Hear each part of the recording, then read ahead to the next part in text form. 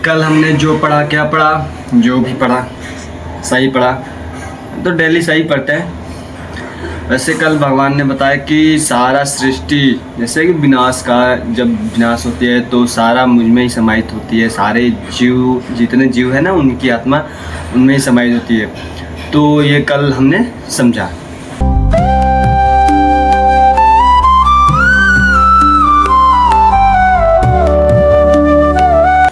और आज के श्लोक में क्या समझेंगे, अब मैं पढ़ूंगा तभी तो मुझे भी पता चलेगा। तो आप लोग समझने के लिए बने रहना पड़ेगा लास्ट तक, ये ना कि बीच में देखकर चले जाओ। अगर नहीं समझ में आता है मेरी श्लोकें, जो भी हो, मेरे में जो भी आपको दिक्कत लगती है बतला दिया करो। नहीं तो बतलाते नहीं हो तो कैसे सुधरेगा और कैसे अच्छे से होगा, ये ध्यान में देना कि किसी की एक गलती सुधारने पर अच्छा बन जाएगा तो बता देना चाहिए भाई।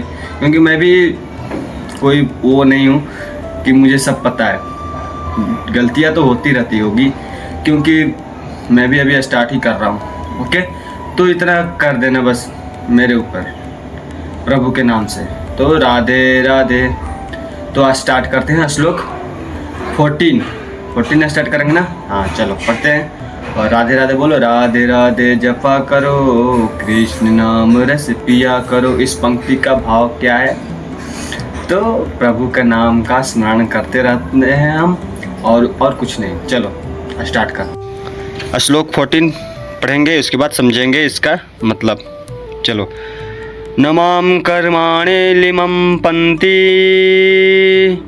न मे कर्म फले स्पृहा, इति मां योऽभिजानाति, कर्मभिर्न सबध्यते। राधे राधे जपा करो और इस श्लोक को समझा करो। तो इस श्लोक क्या है, श्लोक 14 ओके। तो समझना इस श्लोक को अच्छे से। बोल रहे हैं कि भगवान जो है, मुझ पर किसी कर्म का प्रभाव नहीं पड़ता। जिससे कि भगवान का तो ना कोई कर्म है ना कुछ है। जैसे कि अपने से करते हैं जो भी है, उन पे जो कर्म का है ना, वो उन पे प्रभाव नहीं पड़ता। ना ही मैं कर्म फल की कामना करता हूँ। जैसे हम लोग सोचते हैं ना कि ये कर्म किए, मुझे फल तो मिलना ही चाहिए।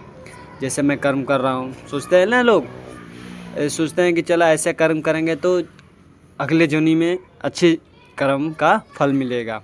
तो भगवान का वो सब है नहीं, क्योंकि आप लोग पता ही है भगवान खुद ही वही है, तो उनसे ही सब है।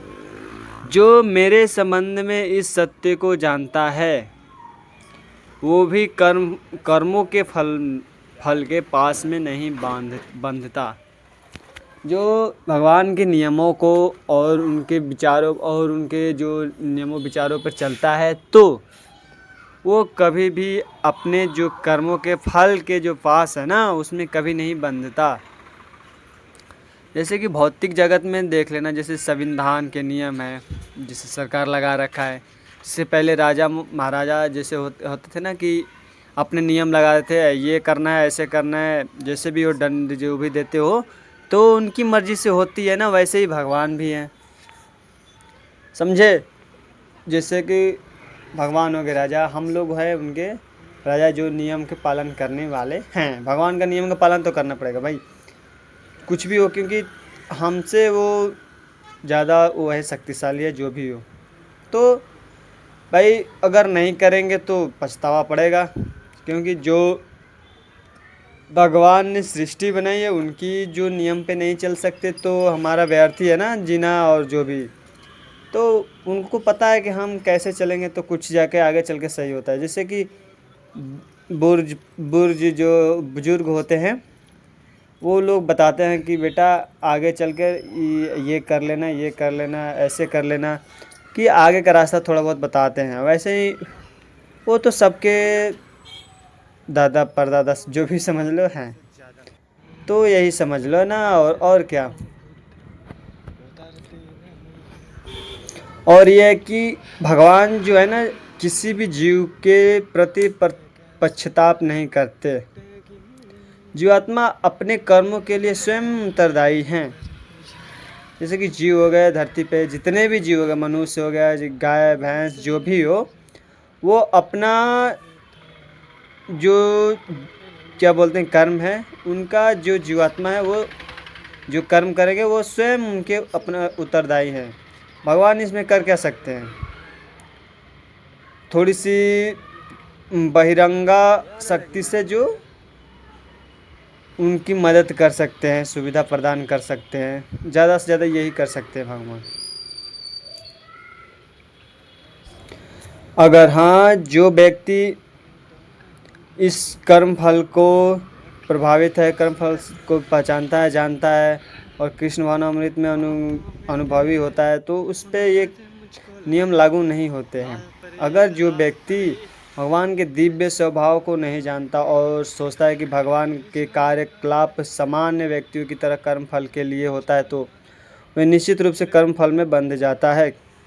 किंतु जो परम सत्य को जानता है वह कृष्ण भावनामृत में स्थिर मुक्त जीव हो जाता है। तो क्या आपने समझा इस श्लोक में?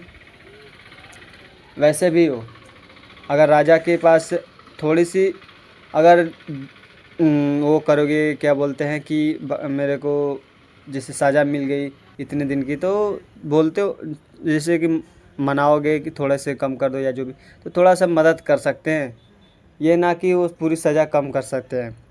तो वही है, भगवान जीवों की वो करते हैं, बहिरंगा शक्ति के माध्यम से वो सुविधा प्रदान करते हैं। जैसे भी हो, दूसरे की मदद से सुविधा प्रदान करते हैं। जैसे मैं हो गया, मेरे को दिक्कत है, तो वो स्वयं नहीं आएगा, किसी के और के थ्रू मदद करा देंगे। इतना समझे? तो बोल दो क्या? राधे राधे जपा करो, कृष्ण नाम रस पिया करो।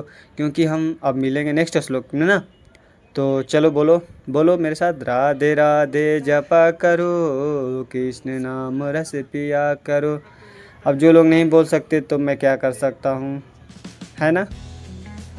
तो हम अब चलते हैं, कल मिलेंगे नेक्स्ट श्लोक के साथ।